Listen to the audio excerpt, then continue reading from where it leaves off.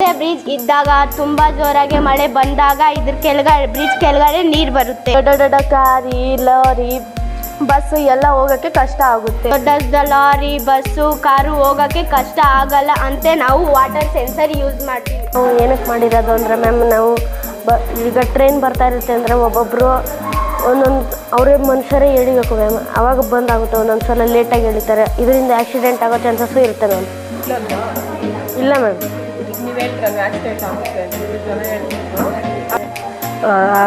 Signal ಬಿದ್ದ ಮೇಲೆ ಈ ಕಡೆ ಹೋಗುತ್ತೆ, ಆಮೇಲೆ ಈ ಕಡೆ ಹೋಗುವಾಗ ಇಲ್ಲಿ ಸಿಗ್ನಲ್ ಬಿದ್ದರೆ ಈ ಕಡೆ ಹೋಗುತ್ತೆ.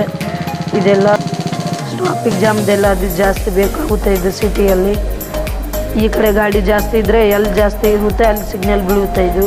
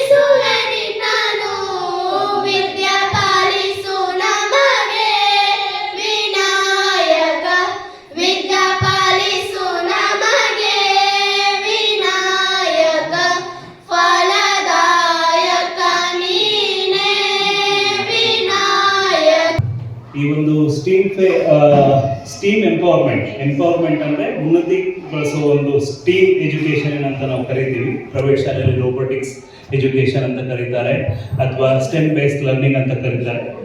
ಸೆಂಟ್ರಲ್ ಗೌರ್ಮೆಂಟಿಂದ ATL ಅಥವಾ ಅಟಲ್ ಟಿಂಕರಿಂಗ್ ಅಥವಾ ಅಟಲ್ ಇನೋವೇಷನ್ ಲ್ಯಾಬ್ಸ್ ಅಂತ ಕರೀತಾರೆ. ಈ ಒಂದು ಇನೋವೇಷನ್ ಲ್ಯಾಬ್ಗಳನ್ನು ಹಲವಾರು ಥರ ಸೆಟ್ ಮಾಡ್ತಾರೆ. ಅದೇ ರೀತಿ ಕ್ರಿಯಮ್ ಅನ್ನೋ ಒಂದು ಸಂಸ್ಥೆ ಲರ್ನಿಂಗ್ ಜೊತೆಗೂಡಿ, ಲರ್ನಿಂಗ್ ಲಿಂಕ್ಸ್ ಫೌಂಡೇಶನ್ನ ಜೊತೆಗೂಡಿ 10 ಆನೇಕಲ್ನ ರೂರಲ್ ಎಜುಕೇಷನ್ ಸ್ಕೂಲ್ಗಳಲ್ಲಿ ಇದನ್ನು ಸೆಟಪ್ ಮಾಡಿದ್ದಾರೆ.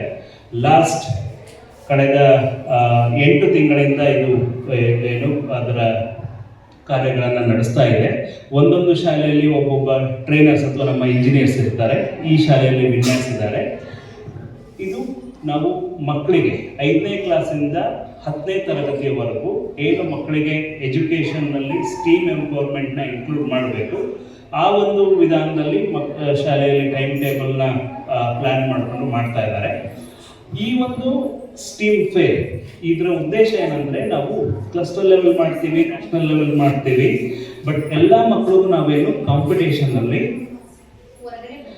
ಎಲ್ಲ ಮಕ್ಕಳಿಗೂ ಒಂದು ಶಾಲೆಯಿಂದ ಜಾಸ್ತಿ ಮಕ್ಕಳಿಗೆ 40-50 ಮಕ್ಕಳಿಗೆ ಅವಕಾಶ ಕೊಡೋಕ್ಕಾಗೋದಿಲ್ಲ.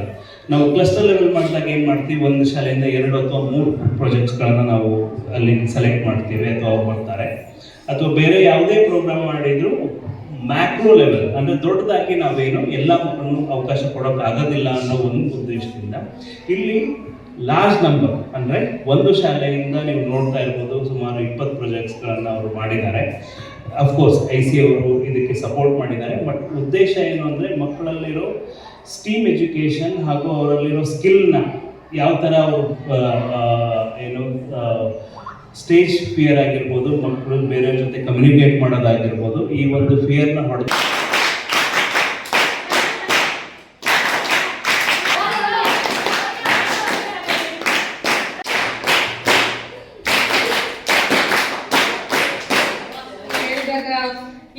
ಏನು ಅಂತ ಅನ್ಕೊಂಡು ಕ್ಯೂರಿಯಾಸಿಟಿ ಇತ್ತು. ಆದರೆ ಕೊಟ್ಟ ಮೇಲೆ ಗೊತ್ತಾಯಿತು ತುಂಬ ಚೆನ್ನಾಗಿ ಮಕ್ಕಳಿಗೆ ಲ್ಯಾಬ್ ನಡೆಸ್ಕೊಂಡು ಹೋಗ್ತಾ ಇದ್ದಾರೆ. ಇದ್ರ ಬಗ್ಗೆ ಮಕ್ಕಳಿಗೆ ಇನ್ನೂ ಚೆನ್ನಾಗಿ ನಾಲೆಡ್ಜ್ ಬರುತ್ತೆ ಅಂತ. ಸರಿ, ಅದನ್ನ ಇನ್ನೂ ಚೆನ್ನಾಗಿ ನಡೆಸ್ಕೊಂಡು ಹೋಗಲಿ. ಅವ್ರೇನು ತಿಳಿಸ್ಕೊಡ್ತಾರೆ ಅದನ್ನ ನೀವೆಲ್ಲ ಅದನ್ನ ಏನು ಇನ್ನೂ ಆಳವಾಗಿ ತಿಳ್ಕೊಂಡು ಅರ್ಥ ಆಗ್ತಾರೆ ಇದ್ರೆ ಅವ್ರು ಇನ್ನೂ ಒಂದ್ಸಾರಿ ಕೇಳ್ಬಿಟ್ಟು ತಿಳ್ಕೊಂಡು ಏನು ಹೇಳ್ತಾರೆ, ಹಿಂದಿನ ಮಕ್ಕಳೇ ನಾಳೆ ಪ್ರಜೆಗಳು ಅಂತ ಹೇಳ್ತಾರೆ, ಅದನ್ನ ನೀವು ನಡೆಸ್ಕೊಂಡು ಹೋಗ್ಬೇಕು ಅಂತ ಕೇಳ್ಕೊಂತ, ನಿಮ್ಗೆ ಇನ್ನೂ ಏನಾದರೂ ಅನುಕೂಲ ಬೇಕಾದರೆ ನಮ್ಮ ಕಡೆಯಿಂದ ಮಾಡಿಕೊಡ್ತೀವಿ, ಅದನ್ನ ಉಪಯೋಗ ನೀವು ಪಡಿಸ್ಕೊಳ್ಳಿ ಅಂತ ತಿಳಿಸ್ತಾ ಇದೊಂದು 2 ಮಾತು.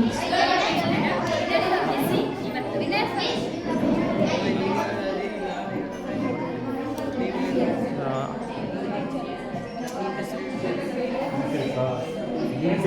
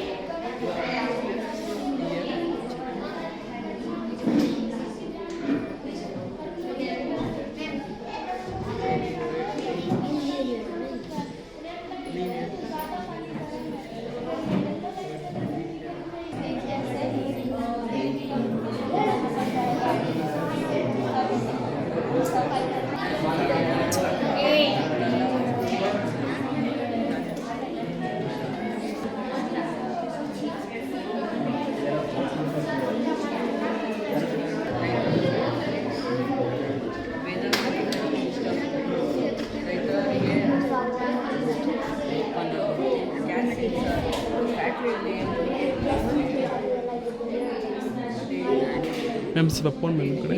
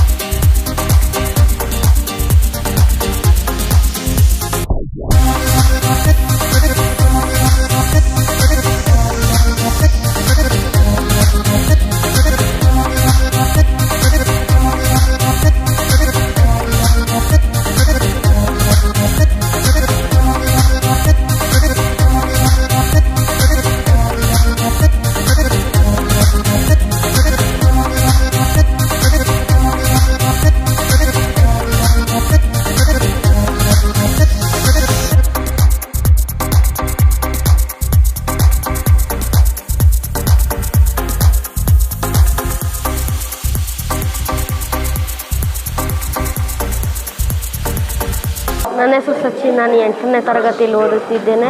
ನನ್ನ ಸ್ಕೂಲಿನ ಹೆಸರು GHPS ನೆರಳೂರು. ಪ್ರಾಜೆಕ್ಟಿನ ಹೆಸರು ಆಟೋಮೆಟಿಕ್ ಬ್ಯಾರಿಗೇಡ್ ಸಿಸ್ಟಮ್.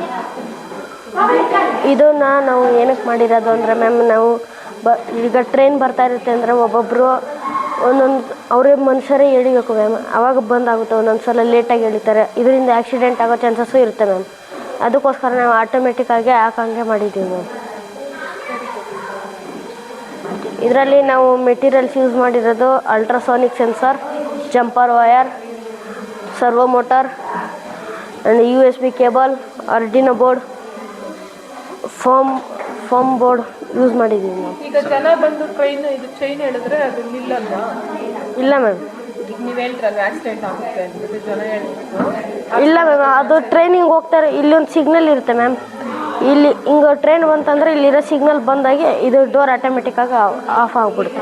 ಅದು ಇದರಲ್ಲಿ ಅಳವಡಿಸಿದ್ದೀರಾ? ಹ್ಞೂ ಮಿಸ್. ಟ್ರೈನಲ್ಲಿ ಅಳವಡಿಸಿದಾರಾ? ಹ್ಞೂ.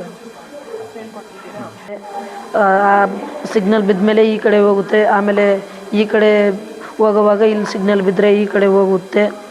ಇದೆಲ್ಲ ಬ್ರೆಡ್ ಬೋಲ್ಡ್ ಆ್ಯಂಡ್ ಇದು LED bulb, LED bulb, battery, ಇದೆಲ್ಲ ಜಂಪರ್ ವೈರ್. ಇದರಿಂದ ಜಾಸ್ತಿ ಸಿಟಿಯಲ್ಲೆಲ್ಲ ಸ್ವಲ್ಪ ಜಾಸ್ತಿ ಇರುತ್ತೆ ಸಿಗ್ನಲ್ಲು. ಇದೆಲ್ಲ ಟ್ರಾಫಿಕ್ ಜಾಮ್ದೆಲ್ಲ ಅದು ಜಾಸ್ತಿ ಬೇಕಾಗುತ್ತೆ ಇದು ಸಿಟಿಯಲ್ಲಿ.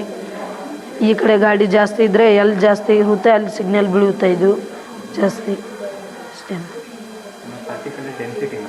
ಸೊ ಯಾವ ಪಾತ್ರಲ್ಲಿ ಜಾಸ್ತಿ ಡೆನ್ಸಿಟಿ ಇರುತ್ತೆ, ಯಾವ ಪಾತ್ರಲ್ಲಿ ಜಾಸ್ತಿ ವೆಹಿಕಲ್ ಇರುತ್ತೆ, ಅದಕ್ಕೆ ಫಸ್ಟ್ ಪ್ರಯಾರಿಟಿ ಕೊಡುತ್ತೆ. ಪ್ರಯಾರಿಟಿ ಬೇಸ್ ಮೇಲೆ ಇದು ವರ್ಕ್ ಆಗೋದು. ನಾರ್ಮಲ್ ಅದು ಫಸ್ಟ್ ಟೈಮ್ ಡೇಲೆಲ್ಲ ವರ್ಕ್ ಆಗ್ತಿರುತ್ತೆ.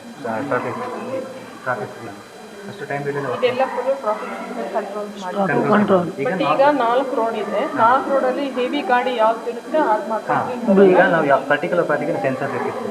ಈಗ ಫಸ್ಟ್ ಅದು ಟೈಮ್ ಡಿಲೇಲಿ ವರ್ಕ್ ಆಗ್ತಿದೆ. ಇವಾಗ ಟೈಮ್ ಡಿಲೇಲಿ ವರ್ಕ್ ಆಗ್ತಾ ಇದೆ. ಸೊ ಈಗ ಪರ್ಟಿಕ್ಯುಲರ್ ಈ ಪಾತಲ್ಲಿ ನಿಮಗೆ ಟ್ರಾಫಿಕ್ ಜಾಸ್ತಿ ಇದೆ ಅಂದ್ಕೊಳ್ಳಿ, ಈ ಪಾತಲ್ಲಿ ವೆಹಿಕಲ್ ಜಾಸ್ತಿ ಆಯ್ತು ಅಂದ್ಕೊಳ್ಳಿ.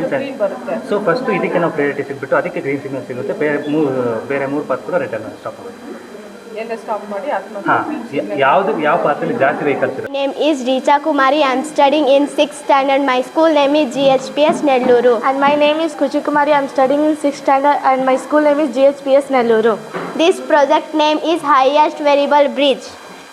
ಇದು ಹೆಸರು ವಾಟರ್ ಸೆನ್ಸರ್. ಇದರ ಹೆಸರು ಆರ್ಡಿನೋ ಬೋರ್ಡ್. ದಿಸ್ ಹೆಸರು ಬ್ರೆಡ್ ಬೋರ್ಡ್.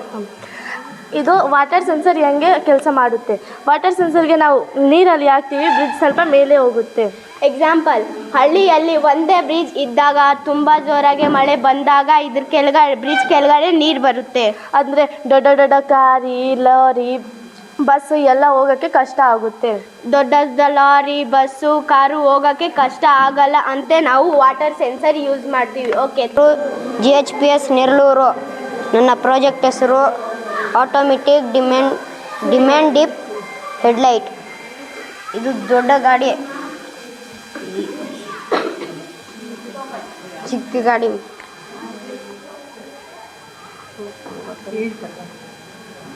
ಇದ್ರ ಮುಂದೆ ಚಿಕ್ಕ ಗಾಡಿ ಬಂದರೆ ಇದು ಇದ್ರ ಮೇಲೆ ಲೈಟ್ ಬಿದ್ದರೆ ಇದು ಲೈಟ್ ಡಿಮ್ ಆಗಿಬಿಡ್ತೈತೆ ಮ್ಯಾಮ್.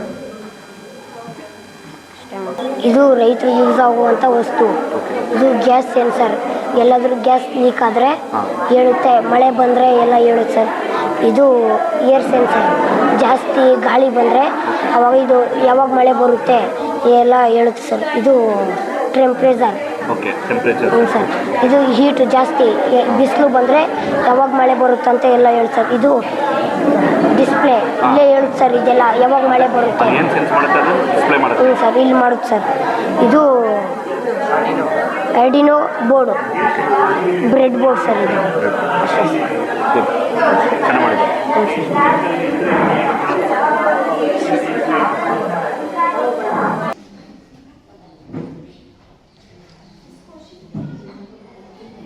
ನೆರಳೂರಲ್ಲಿ ಸರ್ಕಾರಿ ಪ್ರಾಥಮಿಕ ಶಾಲೆಯಲ್ಲಿ ಎಕ್ಸಿಬಿಷನ್ ಮಾಡಿದ್ದಾರೆ. ಅವರು ಲ್ಯಾಬಿಂದ ವಿನಯ್ಸ್ ಅವರು ತುಂಬ ಚೆನ್ನಾಗಿ ಮಕ್ಕಳಿಗೆ ಇದರಲ್ಲಿ ವಿಸಿಟ್ ಕೊಟ್ಟಾಗ ಏನು ಅನಿಸ್ತು ಅಂದರೆ, ಒಂಥರ ಜನರಲ್ ನಾಲೆಡ್ಜ್ ಆಗಲಿ, ಒಂದು ಲ್ಯಾಬಲ್ಲಿ ಏನು ಹೇಳ್ಕೊಟ್ಟಿದ್ದಾರೆ ಅದು ತುಂಬ ಯೂಸ್ಫುಲ್ ಆಗಿದೆ ಅಂತ ಈ ಮೂಲಕ ತಿಳ್ಸೋಕ್ಕೆ ಇಷ್ಟಪಡ್ತೀನಿ. ಅದೆಲ್ಲ ಮಕ್ಕಳಿಗೆ ಎಲ್ಲ ಇದೇನು ರೈತರಿಗಿರ್ಬೋದು, ಮತ್ತು ಹೆವಿ ವೆಹಿಕಲ್ ಬಗ್ಗೆ, ಮತ್ತು ಈ ವಾಟ್ರದ್ದು, ಮತ್ತು ಎಲ್ಲರದ ಬಗ್ಗೆನೂ ತುಂಬ ಚೆನ್ನಾಗಿ ತಿಳಿಸ್ಕೊಟ್ಟಿದ್ದಾರೆ ಮಕ್ಕಳಿಗೆ.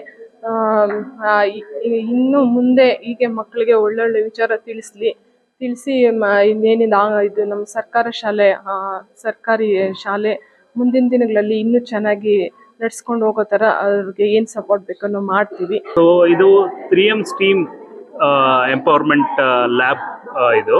ಸೊ ಇದು ಏನಂದರೆ ಗೌರ್ಮೆಂಟ್ ಶಾಲೆಗಳಲ್ಲಿ ನಾವು 10 ಶಾಲೆಗಳಲ್ಲಿ ಆನೇಕಲ್ ರೀಜನ್ನಲ್ಲಿ ನಾವು ಇದನ್ನು ಎಸ್ಟಾಬ್ಲಿಷ್ ಮಾಡಿದ್ದೀವಿ. ಸೊ ಇದನ್ನು ನಾವು ಅಪ್ ಆ್ಯಂಡ್ ರನ್ನಿಂಗ್ ಮಾಡ್ತಾ ಇದ್ದೀವಿ. ಸೊ ಇದಕ್ಕೆ ಮೇನ್ ಬಂದ್ಬಿಟ್ಟು ನಮಗೆ ಸಪೋರ್ಟು ಅಥವಾ ಡೋನರ್ ಬಂದ್ಬಿಟ್ಟು 3M ಅಪ್ಲೈಡ್ ಸೈನ್ಸ್. ಸೊ ಇವರು ನಮ್ಮ ಜೊತೆ ಅಂದರೆ ನಾವು ಲರ್ನಿಂಗ್ ಲಿಂಕ್ಸ್ ಫೌಂಡೇಶನಿಂದ ಕೈ ಜೋಡಿಸಿ ಈ ಲ್ಯಾಬ್ಗಳನ್ನು ಹೋದ ವರ್ಷ ನಾವು ರಜೆ ಅವಧಿಯಲ್ಲಿ ಈ ಏನೋ ಬೇಸಿಗೆ ಶಿಬಿರ ಇತ್ತಲ್ವ ಅದರಲ್ಲಿ ನಾವು ಸೆಟಪ್ ಮಾಡಿದ್ವಿ.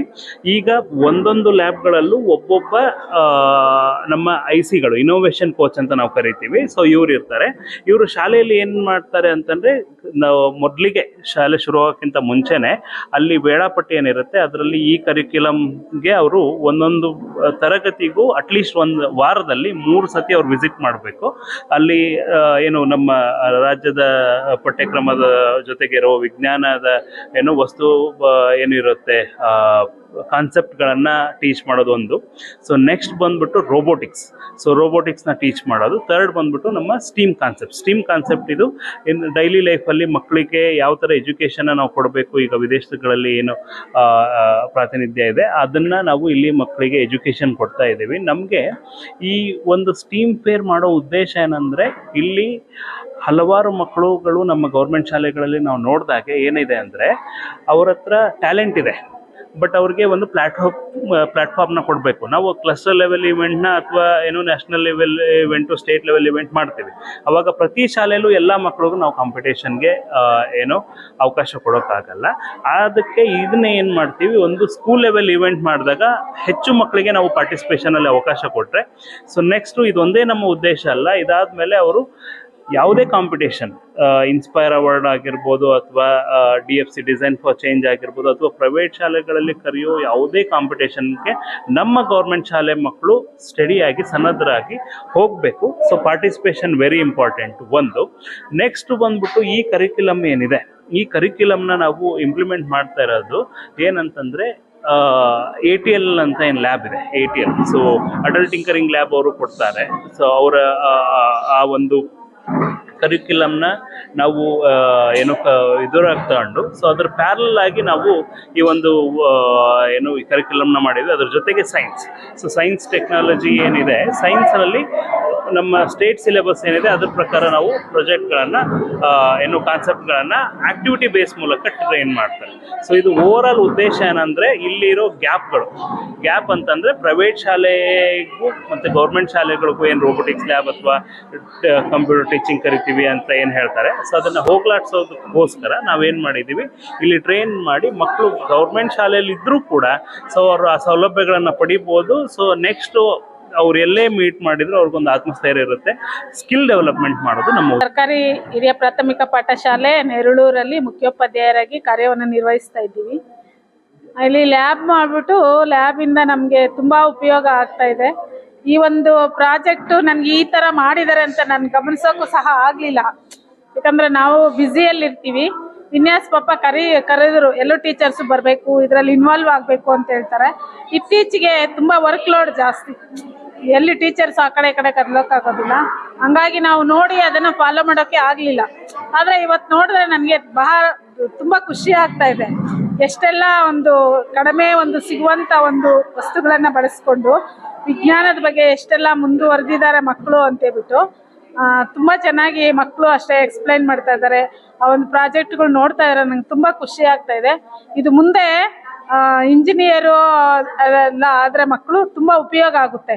ಇವಾಗಿಂದ ಅವ್ರ ಮೈಂಡಲ್ಲಿ ನಾವು ಪಾಠ ಮಾಡೋದಕ್ಕಿಂತ ಕೈಯಿಂದ ಅವರು ಪ್ರಯೋಗ ಮಾಡಿರೋದ್ರಿಂದ ಅವ್ರ ಮೈಂಡಲ್ಲಿ ಹಾಗೆ ಉಳ್ಕೊಳ್ಳುತ್ತೆ. ಅದೆಲ್ಲ ಉಳ್ಕೊಂಡು ಅದು ಮುಂದೆ ಮಕ್ಕಳಿಗೆ ತುಂಬ ಉಪಯೋಗ ಆಗುತ್ತೆ. ಈ ಒಂದು ಪ್ರಾಜೆಕ್ಟು ನನ್ನ ಒಂದು ಆಸೆ ಏನು ಅಂತಂದರೆ, ಇವಾಗ ನಾನು ಡಿಸೈಡ್ ಮಾಡ್ಕೊಂಡಿದ್ದೀನಿ, ಪಂಚಾಯತಿ ಮೆಂಬರ್ಸು ಮತ್ತು ಪೇರೆಂಟ್ಸ್ನು ಎಲ್ಲರೂ ಸೇರಿಸಿ ಅವ್ರಿಗೆ ಈ ಒಂದು ಇದನ್ನು ತೋರಿಸಿದ್ರೆ ನಮ್ಮ ಮಕ್ಕಳು ಇಷ್ಟೆಲ್ಲ ಮುಂದುವರೆದಿದ್ದಾರಲ್ಲ ಅಂತೇಳ್ಬಿಟ್ಟು ಪೇರೆಂಟ್ಸ್ಗೂ ಖುಷಿ ಆಗುತ್ತೆ, ಪಂಚಾಯತಿಯವರು ತುಂಬ ಖುಷಿ ಪಡ್ತಾರೆ. ಹಂಗಾಗಿ ಈ ಒಂದು ಇದನ್ನು ನಾನು ಅದಕ್ಕೆ ಅರೇಂಜ್ ಮಾಡಿಕೊಡ್ತೀನಿ. ಒಂದು ದಿವಸ ಅದನ್ನು ಇದೇ ರೀತಿ ಎಕ್ಸಿಬಿಷನ್ ಮಾಡಬೇಕು ಅಂತೇಳ್ಬಿಟ್ಟು ನಾನು ವಿನ್ಯಾಸಲ್ಲಿ ಕೇಳ್ಕೊತಾ ಇದ್ದೀನಿ. ಪ್ರದೀಪ್ ಸರ್ ಅಷ್ಟೇ ಡೈಲಿ ಬರ್ತಾ ಇರ್ತಾರೆ. ಅಲ್ಲಿ ಒಳಗಡೆ ಕೂತ್ಕೊಂಡು ವಿನ್ಯಾಸಿಗೆ ಅದಕ್ಕೂ ಕೊಟ್ಕೊಂಡು ಮಕ್ಕಳನ್ನೂ ಅಷ್ಟೇ ಸೇರಿಸ್ಕೊಂಡು ತುಂಬ ಚೆನ್ನಾಗಿ ಒಂದು ಎಕ್ಸ್ಪಿರಿಮೆಂಟ್ ಆಗಿದೆ. ಇದೆಲ್ಲನೂ ಇದು ಮಕ್ಕಳಿಗೆ ತುಂಬ ಉಪಯುಕ್ತವಾಗಿದೆ. ಇನ್ನೂ ಹೆಚ್ಚು ಮಾಡೋದಕ್ಕೆ ನಾವು ಅವಕಾಶ ಕೊಡ್ತೀವಿ. ದಯವಿಟ್ಟು ಏನಾದರೂ ಇದ್ದರೆ ಹೇಳ್ಕೊಂಡು ನಮ್ಮ ಕೈಲಾದ ಸಹಾಯನ ಮಾಡ್ತೀವಿ ಅಂತೇಳ್ಬಿಟ್ಟು ಹೇಳ್ತಾ